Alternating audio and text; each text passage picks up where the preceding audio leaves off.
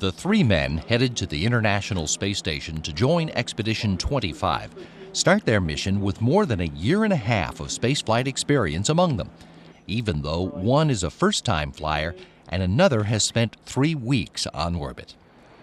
U.S. Navy Captain Scott Kelly was born in Orange, New Jersey, a year before the first Gemini mission.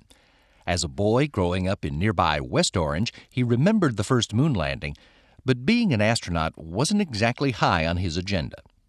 When I was a kid, I was interested in being an astronaut, like a lot of kids are interested in being an astronaut because it seems like an exciting job. You know, I was also interested in playing baseball for the Mets and, race car driver, and other more realistic things, I think, as I got older. The realistic occupation that eventually grabbed Kelly's attention was flying for the military. And not just any old fighter pilot job would do. I chose the Navy over the Air Force because I thought landing on the ship would be harder and more challenging than landing on a runway, and I was right. So he joined the Naval ROTC at the State University of New York Maritime College and earned a Bachelor of Science in Electrical Engineering.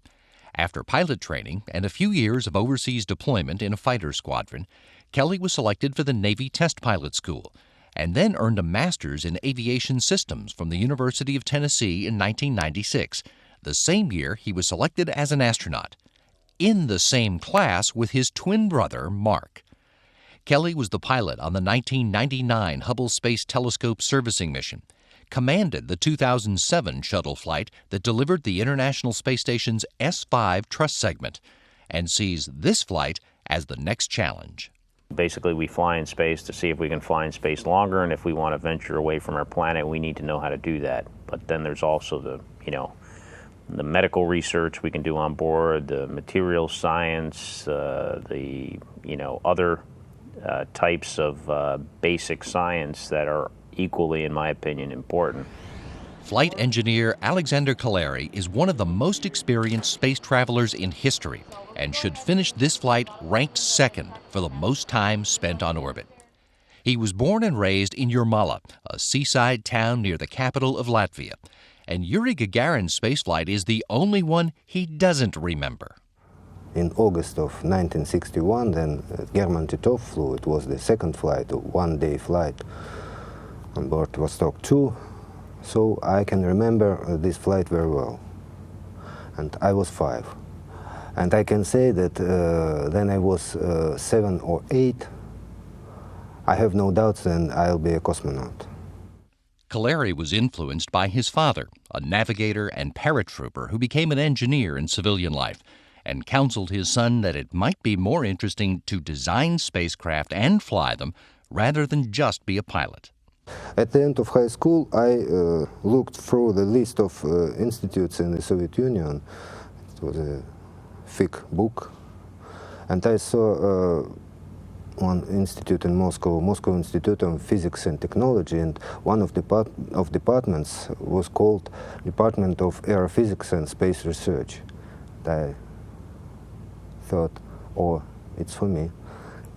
Kaleri finished his degree at the Institute on a project with the Korolev Design Bureau, the forerunner of the spacecraft designer now known as the Rocket Space Corporation Energia.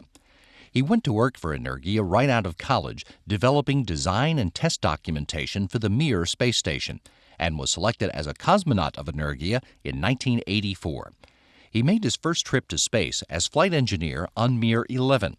During Mir 22, he was a crewmate to 3 American astronauts during the Shuttle Mir program and was on board to fight the fire on that station in February 1997.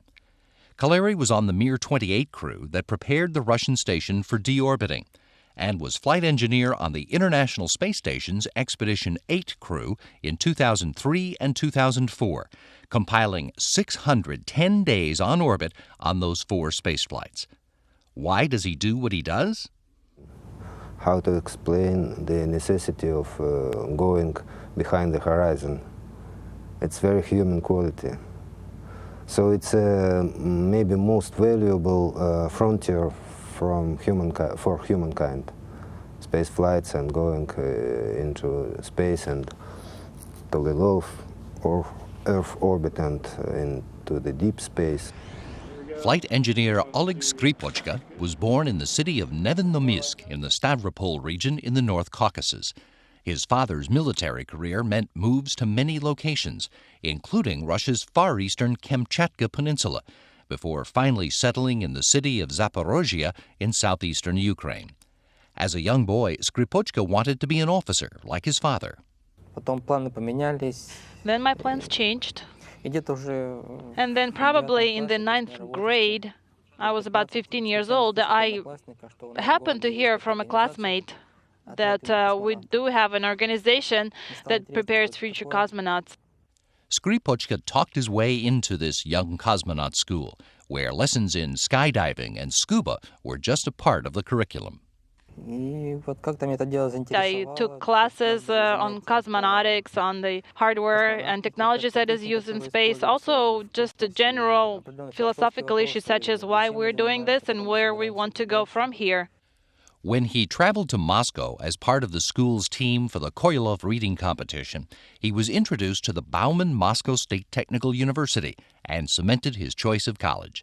Skripochka earned his degree in mechanical engineering at Bauman while working at RSC Energia as a metal worker and technician. He became a design engineer after graduation and was selected as an Energia cosmonaut in 1997. So I think that it's just an inherent nature of a human being to expand, to research. Earth is the cradle of our civilization, but it is possible right now it's not the best time for us, but I think it's temporary, and we will move forward and move beyond our planet and continue developing our civilization.